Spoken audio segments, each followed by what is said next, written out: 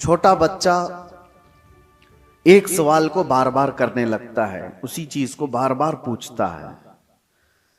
छोटा बच्चा कभी कभार खुद से पेशाब पखाना कर लेता है, उसे एहसास नहीं हो पाता बिस्तर में। उसकी सफाई के लिए उसके साथ किसी की जरूरत होती है। अब हम आते हैं बचपने से, जब बड़ा हुआ जवानी में ये सारी चीजें उसकी परफेक्ट हो गई, लेकिन जैसी बूढ़ापे को पहुंचा फिर से वही हालत पर आया कि अब बूढ़ा भी दांत गिरने की वजह से हार्ड चीजें खा नहीं पाता। बूढ़े को भी नरम ग़िज़ा देनी पड़ती है। बूढ़े का भी हाजमा मजबूत नहीं होता कि हर चीज वो हजम कर ले जाए। बूढ़े के अंदर भी अब किसी के सहारे की जरूरत आ गई। इतनी कमजोरी आ गई कि खुद से खड़ा होकर के चल नहीं सकता, किसी के सहारे की जरूरत है। बूढ़े के अंदर भी भूलने की आदत आ गई। बूढ़े के अंदर भी एक चीज को बार बार पूछने की आदत आ गई जो बच्चे के साथ थी।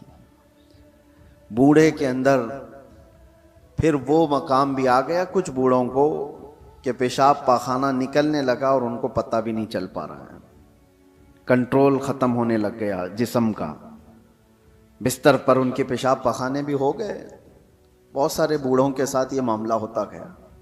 वे कहा कि इंसान जहां से शुरू हुआ था पलट करके वहीं आया है, उन्हीं हालात की तरफ उसे लाया गया है और फिर उसका खात्मा हो जाएगा।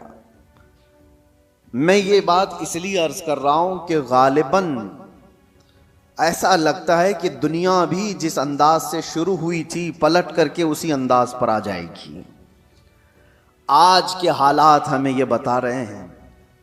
अगर आज के ज़माने में किसी से कहा जाए कि दुनिया वापस अपने पहले मदार पर आ जाएगी, पहले कैफियत पर आ जाएगी, तो लोग हंसेंगे।